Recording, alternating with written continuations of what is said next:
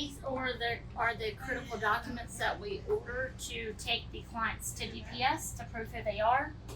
If they've never had one for the first time, we have to get birth certificate or proof that they're here legally. That could be immigration, that could be a resident alien card or a certificate of abroad. And then they have to have their social. If they're married, they have to have marriage license for each time they got married, for a third form of ID or a voter registration card. Okay. So we keep them until they're ready. We have them ready to go to DPS. Then we pull all their documents so they have them when they get there and they don't get turned away. Tell me, what will it mean to you to have an ID today? Opportunities.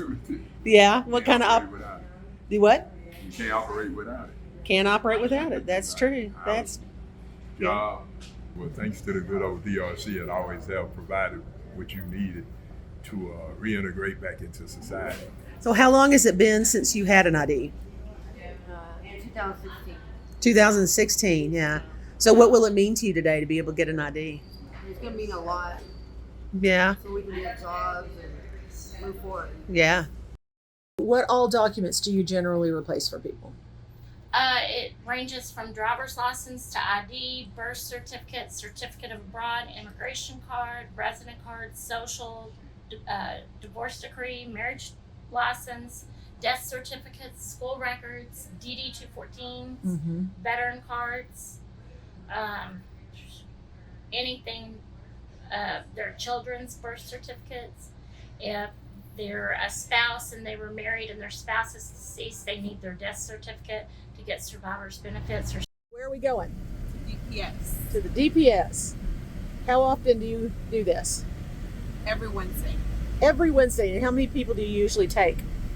It can vary from 7 to 14 people. It depends. We schedule usually 11. Sometimes we overbook, but it really depends on who shows up. So we like to have everybody prepared with what they need to fill out for the DPS employees and all their documents. Make sure they have everything on hand. That way, whenever they are seeing the process is faster. Everything's already taken care of. So they've already filled out their application? Yes, already filled out their application. And we had some DRC paperwork they were filling out. Some people were that had a notary on it. What was that? Yeah, so a lot of them, since they don't have, a home, house, physical address, we provide a physical address and a mailing address for proof of residence. Okay, so everybody that used our address, it's gonna get mailed 2 weeks from today's date to our office. Y'all can come on a Tuesday or Thursday between 10 and 11 to pick up y'all's hard copies. And if y'all need y'all's address changed as well, let us know when y'all pick it up. That way we can do that online. My favorite part of this job is when they actually get their ID, their state issued ID or driver's license. And what is the most frustrating part about this job? It can be when the clients either don't remember their information or they might have went through the system in foster care. How do people get these services through DRC? Well, currently we're referred by case managers because it gets out around town that we do critical documents. So we have people that are not homeless coming up to us trying to get services. And our grant specifically pays for the homeless or the ones that are recently housed through a homeless program. So all they have to do is be referred by a case manager. We set them up an appointment. And when you say case manager, who? What case managers? It could be an outreach, street outreach, when they meet with people for the first time. We have standing appointments on Monday for outreach as people. So they give them an appointment to come in here. And then case managers at the shelter or any social agency in the homeless continuum. A lot of people take for granted their driver's license and ID because they have it.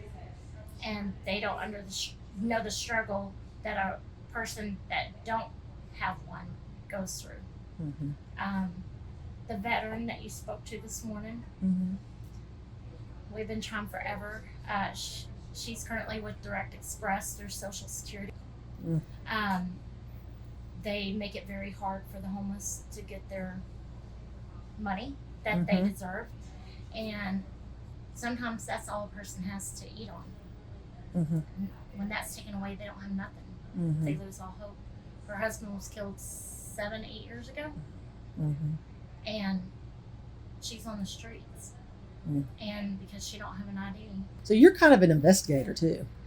have to be. Yeah. Mm-hmm. Social security cards are free, but when somebody doesn't have an ID, we have to go around the ID to get other things to suffice their requirements to replace it. Birth certificates, they range anywhere from $20 on up to $50 per state. Mhm.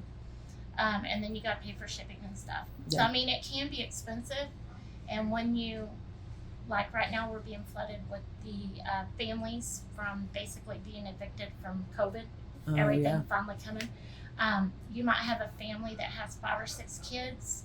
Texas alone, $23 a birth certificate, you know? Mhm.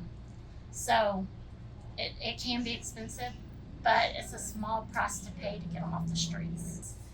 I'll never forget the first time I started 9 years ago. My first trip, it was a young girl. She was like 18, 19 years old. She said, I'm a person now. And that broke my heart because I'm like, you're a person without it. She's like, but nobody would acknowledge me without it.